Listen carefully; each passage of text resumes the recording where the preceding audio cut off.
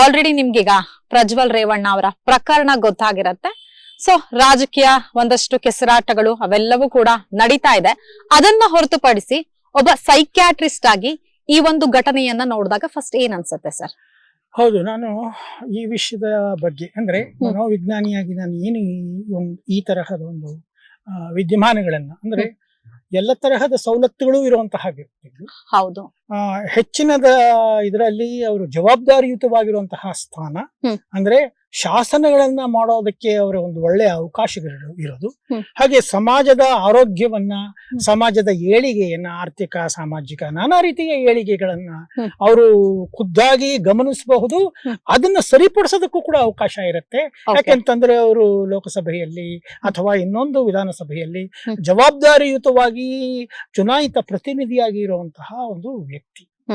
ಅಂದ್ರೆ ಆ ಒಂದು ಸ್ಥಾನನೇ ಅವರಲ್ಲಿ ಸಾಕಷ್ಟು ಎಚ್ಚರಿಕೆಯನ್ನ ಕೂಡ ಹುಟ್ಟಿಸ್ಬೇಕಾಗತ್ತೆ. ವಿಶೇಷವಾಗಿ ಅವರ ನಡೆನುಡಿಗಳು ಪ್ರತಿಯೊಂದು ಮಲಗಿದಾಗ ಬಹುಶಃ ಅವ್ರ ಕನಸುಗಳು ಕೂಡ ಯಾವುದೋ ಒಂದು ರೀತಿಯಲ್ಲಿ ಸಮಾಜಕ್ಕೆ ಹಾನಿಕಾರಕ ಅನ್ನೋದು ಆದ್ರೂ ಕೂಡ ಅವರ ಮನಸ್ಸಿಗೆ ತೊಂದರೆ ಆಗತ್ತೆ.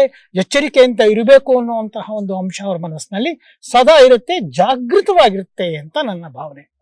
ಅಂತಹ ಒಂದು ಹಿನ್ನೆಲೆಯಲ್ಲಿ ಇದು ನಿಜವೋ ಸುಳ್ಳೋ ಅದು ಬೇರೆ, ಪ್ರಚಾರಕ್ಕೆ ಬಂದಾಗ, ಜನಗಮನಕ್ಕೆ ಬಂದಾಗ, ಜನರಲ್ಲಿ ಅದು ಚರ್ಚೆಯನ್ನು ಉಂಟು ಮಾಡ್ತಾ ಇದ್ದಾಗ ವಿಶೇಷವಾಗಿ ಮನುಷ್ಯರಿಗೆ ಬಹಳ ಗೌರವ ಕೊಡುವಂತಹದ್ದು, ಹಾಗೇನೆ ಸಮಾಜ ಅದನ್ನ ಬಹಳ ಎಚ್ಚರಿಕೆಯಿಂದ ನೋಡುವಂತಹ ಒಂದು ಚಟುವಟಿಕೆ ಯಾವುದಪ್ಪ ಅಂದ್ರೆ ಲೈಂಗಿಕ ಕ್ರಿಯೆಗಳು.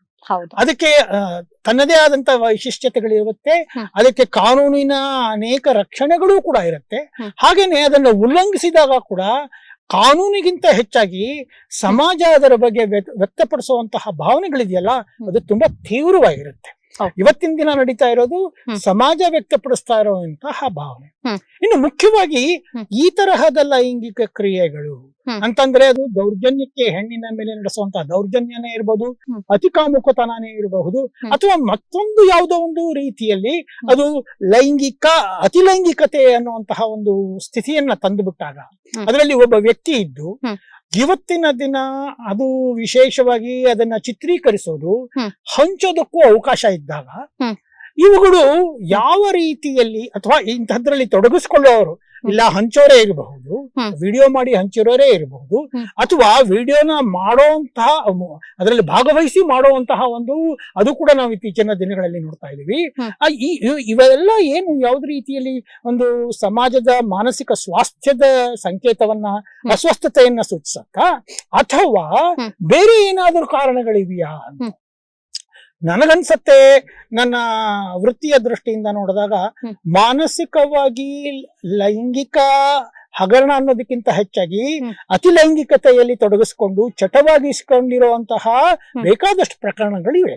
ಅದನ್ನ ಸೆಕ್ಸ್ ಅಡಿಕ್ಟ್ಗಳು ಅಂತ ಕರೀತಾರೆ. ಅದರಲ್ಲೂ ಕೂಡ ನಾನಾ ರೀತಿಯ ಅಡಿಕ್ಷನ್ಗಳು ಇರುತ್ತೆ.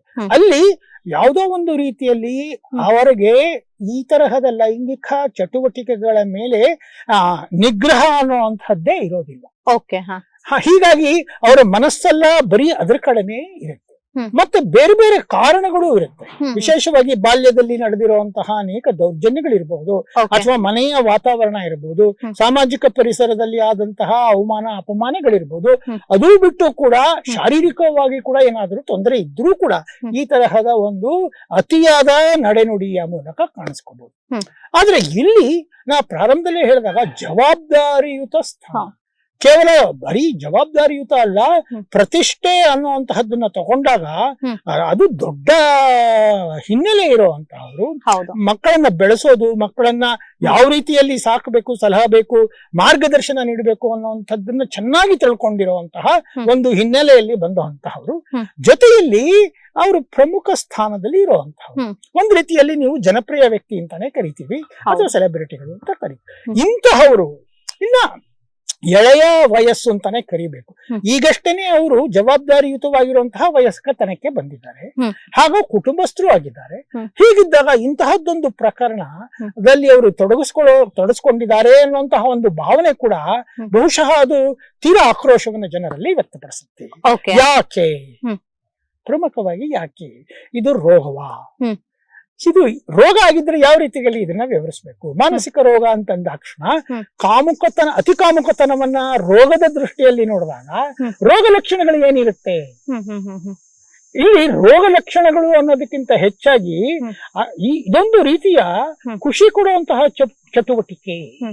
ಇದೊಂದು ರೀತಿಯಲ್ಲಿ ತನ್ನ ಸ್ಥಾನಮಾನಗಳನ್ನ ಅತಿಯಾಗಿ ಬಳಸ್ಕೊಂಡು ನನಗೇನು ಆಗೋದಿಲ್ಲ.